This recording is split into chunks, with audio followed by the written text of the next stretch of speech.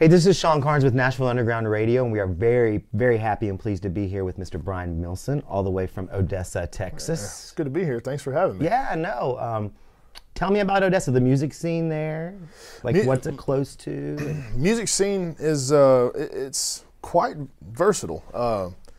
You know, there's a bunch of rock and roll, kind of a weird little, cool little hip hop movement. Yeah? Yeah. In Texas? Yeah, in Texas. West Texas, you know, and but now, you know, obviously country heavy, but that's kind of where I got, you know, started in you know, loving music, you know, big George Strait fan. Yeah, who is obviously, come on. Yeah, right. I mean, Texas guy, come on, you know. But no, it's, you know, Odessa, growing up there, you know, home of Friday Night Lights, it was hard to see past all the football. Right. You know, two kinds of seasons, football season and off season. But how I got to playing music, I'll never know. But I love it. You know, You remember the first time you picked up a guitar? I do. I was 3 years old. And funny story about that, my dad's got some incriminating home video evidence of me. So you're like, of me, yeah. Were you potty trained before then? Yes, I'd like to think so. Anyway, I didn't have to go in the video, so I did. But no, I was sitting in front of a TV watching Guitars and Cadillacs video, Dwight Yoakam video, and right on, man. And I was just sitting there, just you know, just plunking away, and it was, I guess, right then. Yeah. Right then, and did your parents pick up on it and said, "Hey, we need to no nurture this," or did you just, you know? I just kind of got into it just organically. I joined the choir in junior high and high school, and really developed a passion for singing then. Taught myself how to play the guitar, you know, just as a way to talk to the ladies. Yeah, you know, yeah. And because I was always a shy guy. Really? You know, and that really helped me come out of my shell a little bit. And holding that guitar and being able to talk to people through music and using that guitar as a security blanket. Yeah, no, totally. You know? So yeah, it was fun. I mean, I wouldn't have it any other way. Did you could you honestly say that you started writing whenever you were in high school too? Maybe you started coming more out of your shell, or when did you start figuring out, hey man, I can write lyrics and I can put it to melody and I can do it all by myself? Like, when did you figure that out? Well, without sounding so country cliche, I had a breakup freshman year of college, and I sat down and wrote some stuff on a piece of paper, and turns out I had a couple of rhymes in there, and I'm like, huh. So my first song was born. Right on, man. It was, do you remember that first song? What is it called? Oh, what's his name? Oh, what's his name? Oh, what's his name? Because the guy that she broke up with me for, I never found out his name. So there could be some mystery behind there it. could be. So if you're watching now, no hard feelings. Right on. Well, tell me about the new song, man. I listened to it, and it seems like the honest lyrics that you did. You write this by yourself? Or I didn't. This was a Doug Johnson, Dallas Davidson, Red Akins tune. Gotcha. You know, and well, no matter what, it's an incredible song. Well, thank you very much. It was "Nothing Grows in Shadows" is the title of it, and it's a powerful song about bullying. Yeah, you know, totally. Big topic of bullying right now, and you know, the reason I chose to cut this song is just, like I said, you know, besides the powerful lyric, I was bullied as a kid. Yeah. You know, and unfortunately, I did a little bit of bullying too, which is I still regret. Yeah, I did. I think me being bullied kind of spawned my, you know, desire to not be considered a weakling or however I was, you know, perceived. Right. But you know, just nobody deserves that kind of treatment. Yeah. You know, either side of it, nobody deserves to think they're cooler than anybody else. And that's just kind of the basis of why I decided to record this song. You know, where you know, I found out 1 in 4 kids are bullied. You know, have you seen the documentary Bully, by the way? I haven't, and that's on my to-do list. I've heard that. That's on the Netflix, right? Yeah. Yeah. Yeah. Totally. Yeah. That pretty much solidified my passion to help that cause, because, like you said, you know, when you grow up too, you know, and you get older and mature, sure, you as the bullier, you have a guilt thing that goes on. Oh, absolutely. You know what I mean? I have to live with that every day. Yeah. You know, which is unfortunate. You know, I don't know. I hate to say that you don't know, but I guess in a way you kind of don't. You know, but it's such an unfortunate topic. Hopefully we can make a difference. Yeah, well, and like you said, you know, you can make a difference. Interesting that October seems to be I just found out about it this year that October was the the anti-bullying campaign month. It is, yeah, and thank goodness, it's the the Bullying Awareness Month, and October 8th is National Blue Shirt Day with the StompOutBullying.org. October the 8th. It is. Write this down. 7th or 8th. I believe it's the 7th. October 7th, and we're coming out. The single comes out October 8th. Perfect. And so October 7th, wear your blue shirts. Nothing grows in shadows. That's right. Name of the single. Yeah, nothing grows in shadows, and like I said, it's the way the best described the song. It happens in 3 instances. The first verse, it happens in a school hallway, and kids, just unfortunately bullying the less popular. Second verse, about a dad, yelling at his son, just hit the ball, don't embarrass me, type of thing, and third verse, without giving the song away, it just kind of brings the song whole and makes it just really tugs at the heartstrings, and it was really the first time when I heard that lyric, heard that verse, I was just like, wow. I mean, tears and goosebumps. That's awesome though, that you felt compassion, and that you felt the need to put your voice through. You have a rich voice. You have like a really rich traditional voice. Well, thank you. Yeah, which is, in country, everything goes through phases, but I think that we've kind of missed that. A few other guys have been coming out like that, but it seems like you have a rich, real tone, a traditional tone, inspired by. Honestly, just a big variety of influences.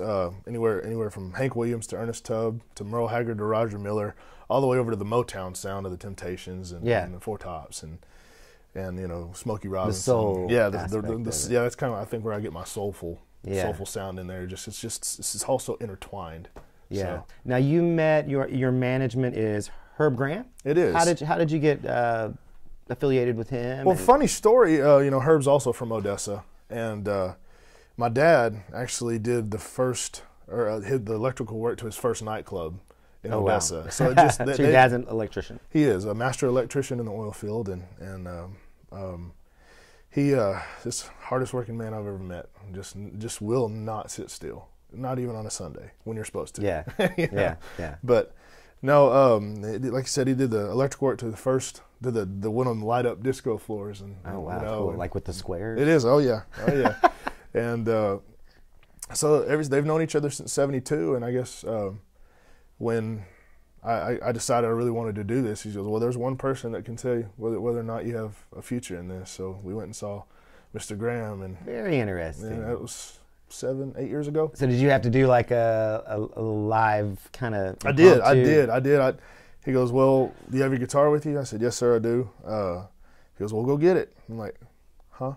It's just like. Well, the first thing you did, right, was have a guitar with you. That's right. Like, I did. I didn't know I was supposed to. Well, then how are you going to audition?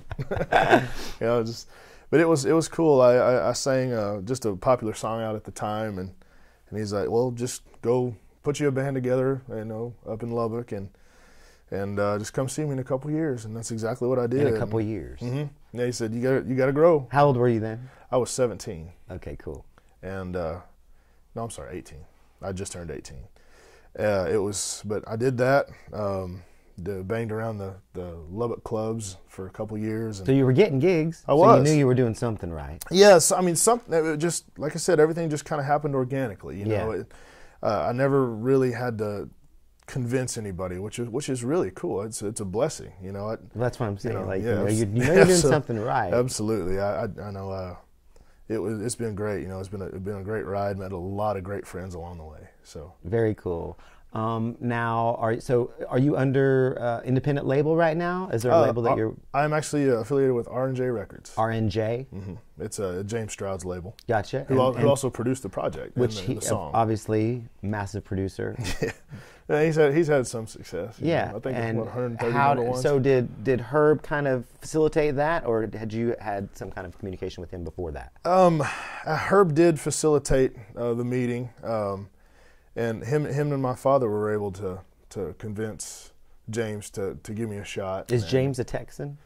Louisiana. Okay. but right there on the border, like Shreveport, Bossier City, right there, kind of L.A., Texas, But yeah, they were able to give me a shot, and with a little help from above, here I am. So. Yeah, that's awesome.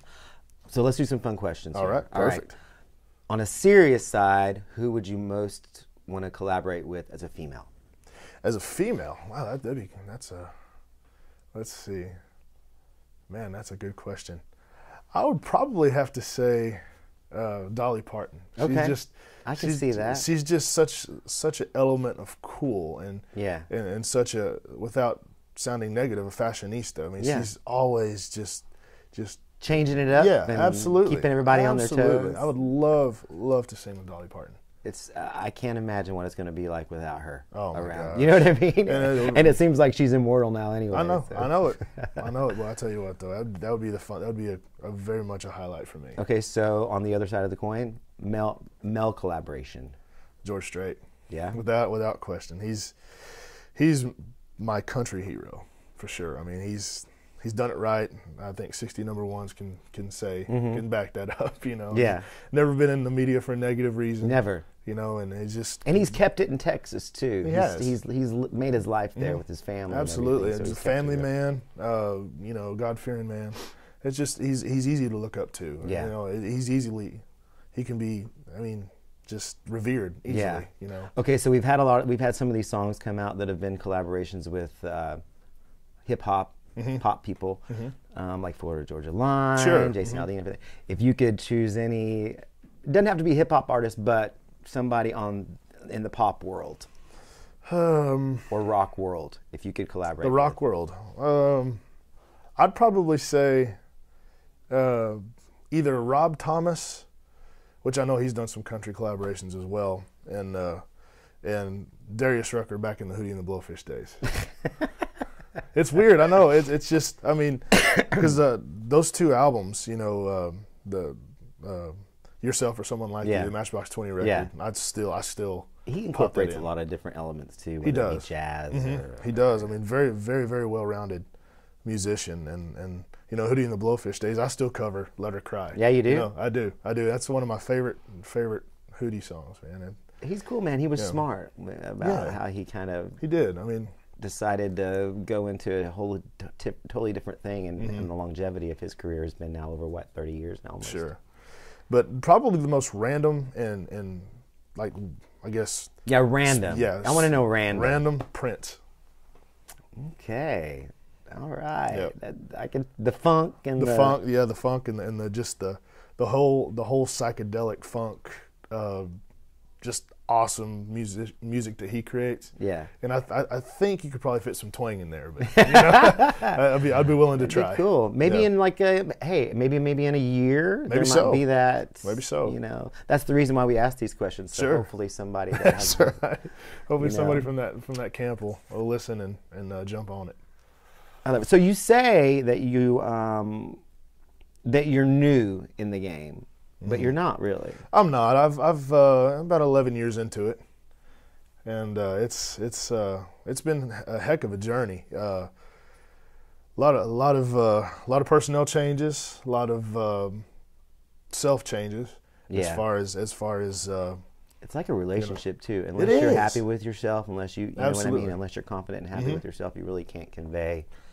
Well, sure. I mean, when I started, I was pushing the 300-pound mark weight-wise. Whoa, what? Oh yeah, and I mean, it was a harsh reality that you see all these people on TV that don't look like you. Yeah. And you're just like, you just finally get the message, with a little push from my camp too. Were you overweight in school? In college, I was kind of reverting back to the bullying thing or whatever. I didn't know if you. No, I was never overweight. I was. Just real shy. Back before I got into music, I was real shy. I would stutter a lot. Yeah. But which I hadn't gotten away from that. But it was just I was always just seemed like I was always a victim of a rumor mill somewhere. Even in college. Which was really weird. Yeah. But yeah, it's just. And so I finally was like, you know what? I'm sick of this. First of all, I want to be healthy. I want to live to have a family of my own someday. But I also didn't want to be an overweight country singer because you know, obviously it's an image-based industry. Yeah. Unfortunately, but it is. You know, it is what it is. It is what it is. Yeah. Yeah. But yeah. So I did that. Lost about 100 pounds, and just that's crazy. Yeah. How'd you do it? I just learned to not like food as much. Yeah.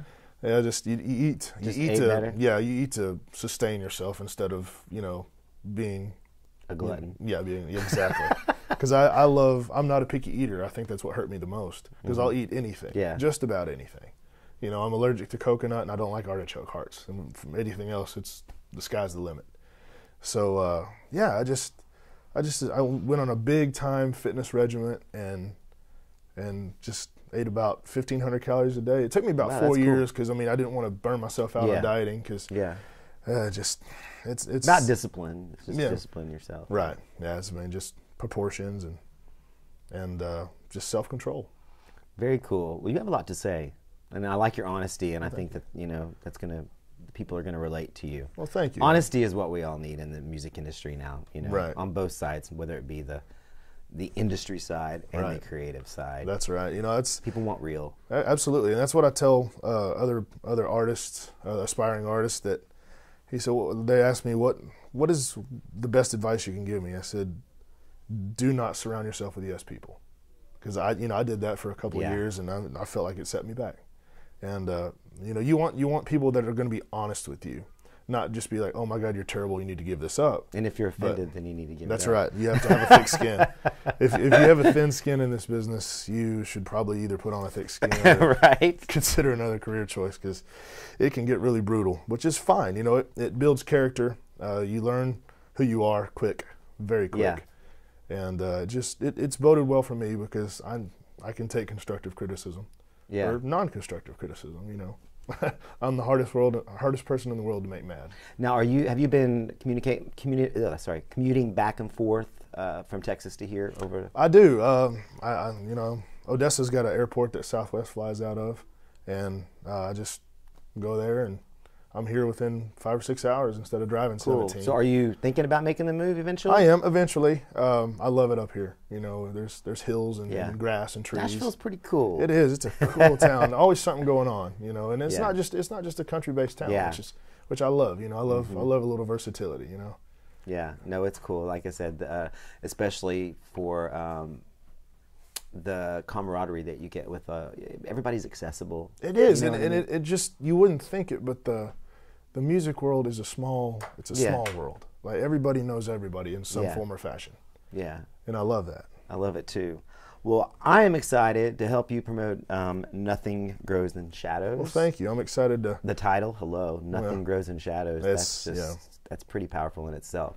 Well, the song is amazing. Do you have a video yet? Did you say you had the video? I do, yes. The video's cut, and it should be debuting within the next couple of weeks. Really, really cool. For right at the very first anti-bullying. And where can everybody hear you? My website, brianmilson.com. We're going to post a link to the video hopefully within a couple of weeks.